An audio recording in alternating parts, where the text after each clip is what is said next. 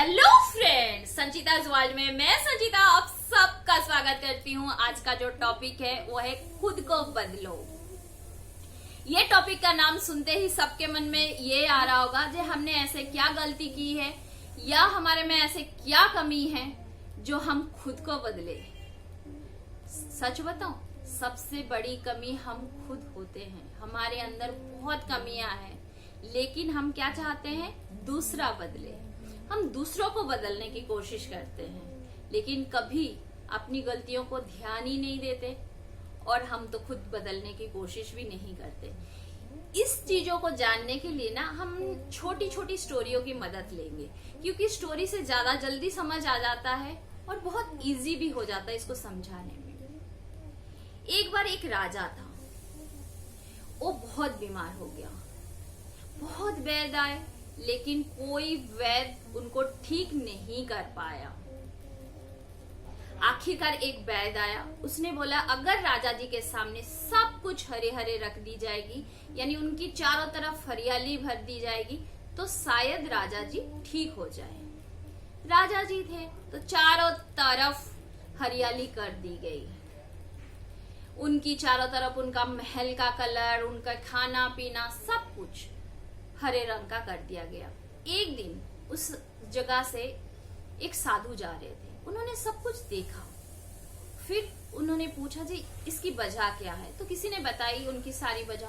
तब वो राजा जी के पास गए, बोले आपके लिए आपके नगर को हरा करना शायद मुमकिन है, लेकिन पूरी दुनिया को आप हरा नहीं कर सकते। तो इसकी सॉल्यूशन क्या है? सबसे अच्छा ये होगा आप एक हरे रंग की चश्मा पहन ले, तो आपको पूरी दुनिया हरी लगेगी। इस कहानी से हमें क्या सीखने को मिलती है? जी हम चाहते हैं ना जब पूरी दुनिया बदले, लेकिन ये पॉसिबल नहीं है। इसलिए अगर हम खुद के नजरिया को बदले, यानी खुद की कमियां जान के हम उस कमियों को ठीक करें, तो हम दुनिया को उसी तरह से देख पाएंगे जिस तरह से हम देखना चाहते हैं। हम कभी ये नहीं समझ पाते कि हमारे अंदर प्रॉब्लम क्या है, हमारे अंदर कमियां क्या है, और हम क्या करते हैं पता है? हम दूसरों की कमियां ढूंढने की कोशिश करते हैं। हम ये सोचते हैं उसने मुझे ऐसे कैसे कह दिया, उसने मुझे ऐसे क्यों बोला।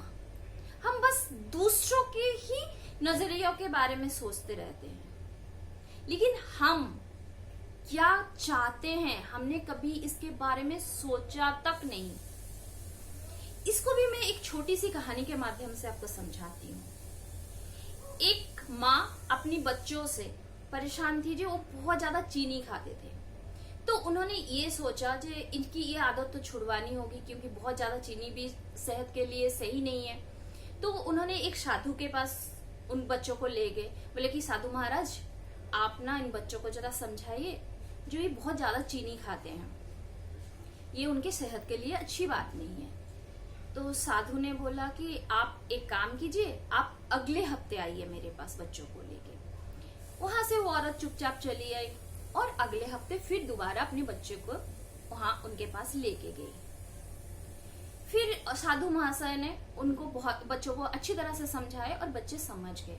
लेकिन इस औरत के दिमाग में एक बात आ गई जी, यही बात तो वो पिछले हफ्ते भी समझा सकते थे, तो उन्होंने क्यों एक हफ्ता लगाया बच्चों को समझाने के लिए। तो ये जो बात थी उनके मन में बहुत ज्यादा घर कर गई।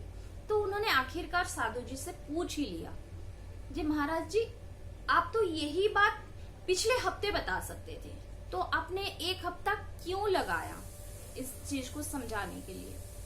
तो उन्होंने बोला कि पिछले हफ्ते जब आप बच्चों को लेके मेरे पास आई थी ना, तब मैं खुद चीनी खाता था। जब मैं खुद उस चीज को कर रहा हूं, तो मैं बच्चों को कैसे समझाऊं जो वो चीज ना खाए या वो चीज उनके लिए हानिकारक है। इस कहानी से भी हमें एक सीख मिलती है।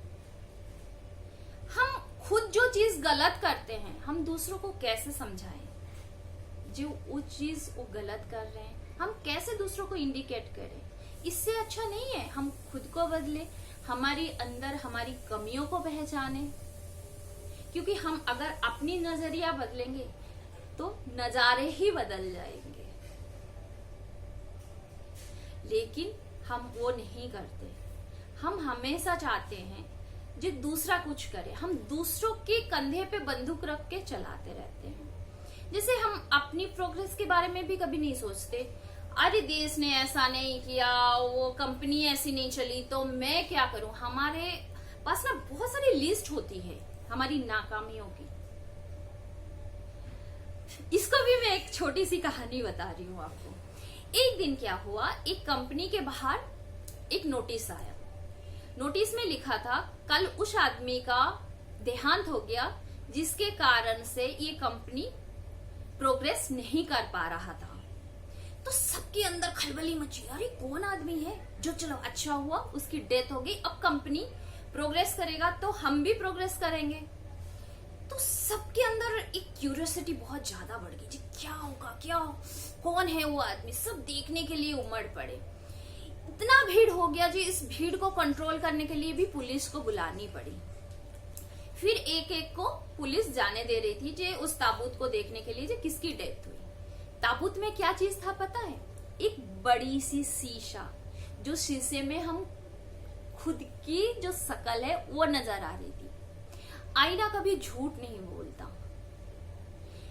जो हमारी प्रोग्रेस हम रुक जाती है ना, वो किसी और की वजह से नहीं, हम कितनी परिस्थितियों को गलत ठहरा देते हैं, इसको मतलब दोषी ठहराते हैं। कोई नहीं होता जिम्मेदार, हम खुद होते हैं। हम खुद उस चीज को कर नहीं पाते, हम खुद समझ नहीं पाते। मतलब जैसे भी देख लो, एक बात मैं बताती हूँ, जैसे भी कभी हमारी फ्रेंड्स हमको फोन करते हैं, जे मैं ना ऐसी प्रॉब्लम में फंसी हूँ, क्या करूं, तू कोई राय बता दे, या मुझे समझ नहीं आ रहा, कुछ बता। तब हम कितनी फटाक से उसकी सॉल्यूशन निकाल देते हैं। लेकिन जब हम खुद उस प्रॉब्लम में पड़ते हैं तब क्या उसकी सॉल्यूशन हम निकाल पाते हैं? नहीं, बिल्कुल भी नहीं। क्योंकि हम खुद के साथ उतना टाइम बिताते ही नहीं है, हम खुद की फ्रेंड नहीं बनते, हम खुद को जान नहीं पाते। अगर आप उस सिचुएशन में अपनी फ्रेंड को राय दे सकते हो तो अपने लिए भी राय ले सकते हो। लेकिन हम क्यों नहीं कर पाते? क्योंकि हमारा माइंड हम खुद सेट नहीं कर पाते। कब हम ये कर पाएंगे पता है? जब आप पूरे माइंड को पूरा स्टॉप करके आप उसके मतलब खुद के जगह पे किसी और को रखो और सोचो जे वो उस सिचुएशन में होता तो आप क्या करते, और आपके ऊपर खुद के बिलीव रखो जे आप जो करोगे सही करोगे। तब आप खुद को बदल पाओगे और इस दुनिया को बदल पाओगे, क्योंकि आपकी नजर जैसी होगी, नजारे भी वैसे ही होगी और ये दुनिया भी वैसी होगी, क्योंकि आप उस तरह से इस दुनिया को देख पाओगे। पूरी दुनिया की बदलने की जरूरत नहीं है, सबसे पहले आपको खुद को बदलने की जरूरत है। तो आज ये प्रॉमिस करते हैं, हम सबसे पहले हम खुद को बदलेंगे। अगर आपको मेरी वीडियो अच्छी लगी तो प्लीज लाइक, शेयर और सब्सक्राइब जरूर कीजिए और कमेंट बॉक्स में मुझे कमेंट करके जरूर बताइएगा। बाय।